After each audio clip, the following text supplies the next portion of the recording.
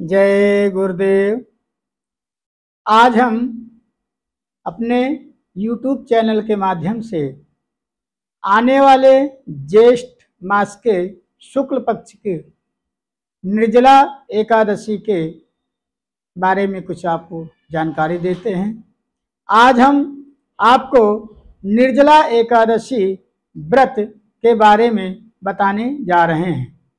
वैदिक पंचांग के अनुसार 13 मई से ज्येष्ठ महीने की शुरुआत हो गई है। इस महीने में निर्जला एकादशी व्रत किया जाता है। धार्मिक मान्यता के अनुसार निर्जला एकादशी व्रत करने से साधक को सभी पापों से छुटकारा मिलता है। सनातन धर्म में एकादशी तिथि को विशेष महत्व दिया गया है। धार्मिक मान्यता के अनुसार एकादशी व्रत को विधि पूर्वक करने से साधक को सुख समृद्धि की प्राप्ति होती है, साथ ही भगवान विष्णु की कृपा बनी रहती है।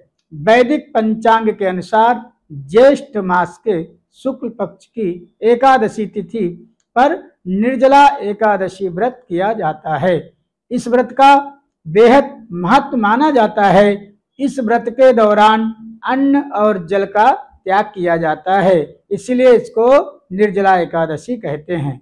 धार्मिक मान्यता के अनुसार इस व्रत को करने से साधक को सभी पापों से छुटकारा मिलता है, साथ ही सभी एकादशियों का पुण्य फल की भी प्राप्ति होती है। ऐसे में आइए जानते हैं कि कब और कैसे करें निर्जला एकादशी का व्रत।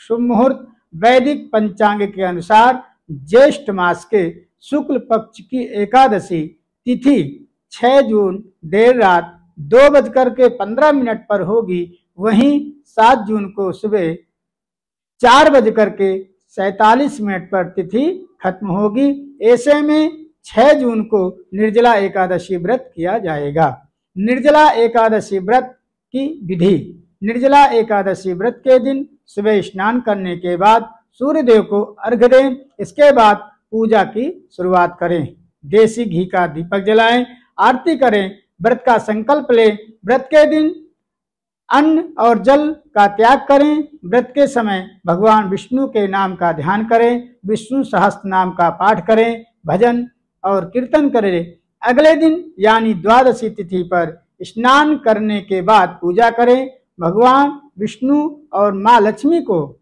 सात्विक भोजन का भोग लगाएं।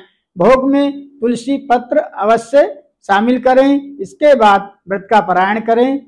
गरीब लोगों में अन्न और धन समेत आज चीजों का दान करें। भगवान विष्णु के वैदिक और पौराणिक मंत्रों से उनका वाचन करें। इस निर्जला एकादशी इसको भीमसेनी एकादशी भी कहा जाता है, क्योंकि शास्त्र में वर्णन है कि 12 महीने में 24 एकादशी होती हैं। 12 कृष्ण पक्ष और 12 शुक्ल पक्ष, और इसमें 2 एकादशी पुरुषोत्तम मास की भी, अधिक मास की भी मानी जाती हैं। तो ये पूरे वर्ष 26 एकादशी होती हैं। इसमें पूर्ण फल देने वाली ये निर्जला एकादशी व्रत, इसको भीमसेनी एकादशी व्रत भी कहा जाता है, क्योंकि भीम ने भी, जो पांडव पुत्र भीम थे, उनको बहुत भूख लगती थे, वो व्रत नहीं रख सकते थे। इस दिन वो स्वयं निर्जला एकादशी व्रत रखे थे, इसलिए शास्त्र के मान्यता है कि इसको भीमसेनी एकादशी भी कहा जाता है। जय गुरुदेव।